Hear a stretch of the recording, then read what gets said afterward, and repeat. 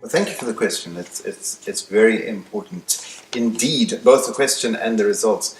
Imagine for a minute you're a young pregnant mother in the middle of Malawi. You're about to give birth. You're far away from any electricity network. The birth that you have is going to be incredibly painful. In fact, you may die. And the reason why that is because you will not have access to anesthetic. You will not have the anesthetics because you can't keep them in a fridge, and you can't run a fridge because you don't have electricity. At the same time, the kid that you give birth to, even if he's a healthy young boy, he may find himself at risk of a lot of different diseases that you can easily vaccinate against. And of course, they don't have the vaccines, they can't be kept in fridges, or there are no fridges to keep them in, they can't have the fridges because there's no electricity.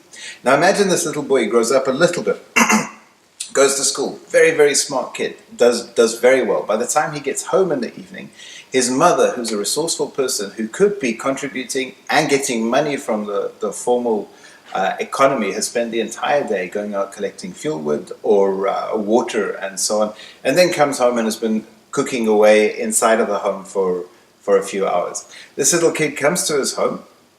It's full of smoke. It's always full of smoke. It smells very pleasant. He ends up being lucky. He's not one of the million people that die every year, million plus people that die every year from respiratory disease because of indoor air pollution. It may be the case that he has a cough, likely has a cough for the rest of his life, but indoor air pollution, because the mother has to cook food with wood, which creates a lot of smoke and pollutes the home. Now this is a bright kid, so he carries on, he does his schoolwork and so on, but unlike other children who think about ourselves, I mean, we went to school, there was electricity, there were computers and so on, so we can learn a bunch of neat new things, and then we can go home, and if we were diligent enough, we would use our lighting to do a little bit more homework and so on.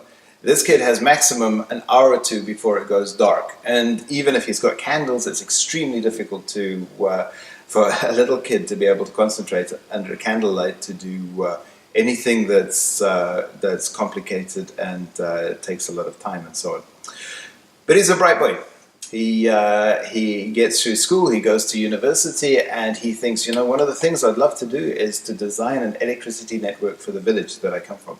And it's extremely difficult to do that. He can't get a hold of a lot of the software that would be required. If he wants to think about national energy planning, he has to buy all kinds of expensive stuff. And no one is going to fund a bright young student at a university, $25,000, $30,000 just for the software suite that he would need to get started. But he's determined. So he goes into government, and then he ends up working in government. And again, he wants to do the same kind of thing. He wants to do this planning, sensible national planning, because he's sure that not only could he improve the life of people in the village, but it would help spur development and all kinds of other things. And again, it's very difficult. There's not much time if you're a government analyst, and often you'd have to hire an expensive consultant. They come in, they could be a great consultant, do fantastic work.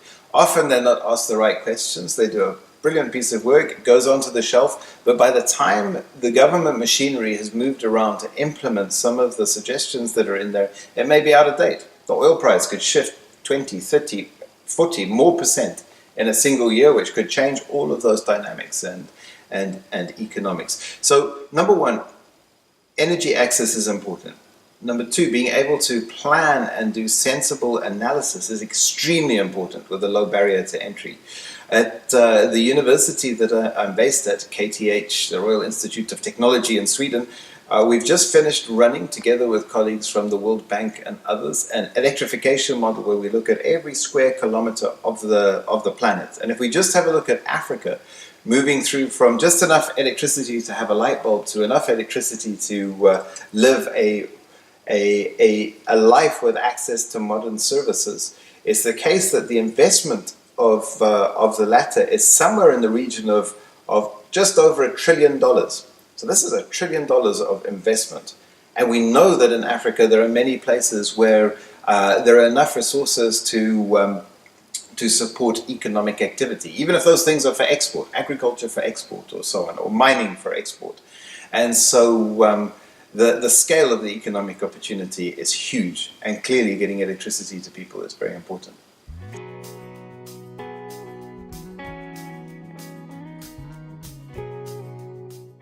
Well, again, I want to come back to this story of this young African boy and then man, and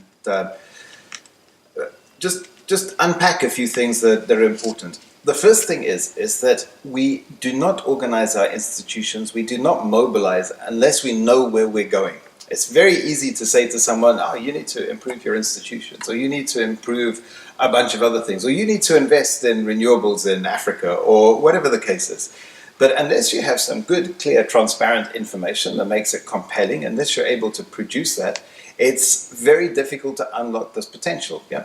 So what we propose and suggest is that we need to build communities of practices. We need not a university stuck up in the north end of Sweden or excellent academic institutions in Italy or elsewhere doing this sort of work, but these sorts of universities should be partnering with African universities where there are bright young minds that can use these tools and improve the tools, because they've got a much better idea of the reality on the ground in Africa than certainly many of us do, simply because it's a different location. So we need a community of practice amongst analysts. And similarly, going one step up, moving from universities to governments as well. There are a lot of civil servants that need to be able to run models or do analysis relatively quickly. Now, the barriers of entry are really high. You don't get support in your country, but if you've got universities that can help provide that, you can provide skilled people and domestic support. Also, if it's the case that you can develop free and open source software and data that can be readily used and accessed, those barriers go down. And again, a community of practice of analysts that can provide that sort of information would be really smart. And here academia can play a very important role. Energy is incredibly strategic, so there are a lot of vested interests. But if we can have really good, peer-reviewed, open, accessible data, it helps us take the planning tools. It helps us take the conversation further, so that governments can engage much more quickly on large projects and unlock this potential. And if you could imagine, it wouldn't take if you were to just take a couple of percent of that $1.2 trillion of opportunity and invest it into building human capacity and the analytical tools to be able to underpin policies, think about how to arrange our institutions. It's a really small investment, but I would say it should start with a good community of practice.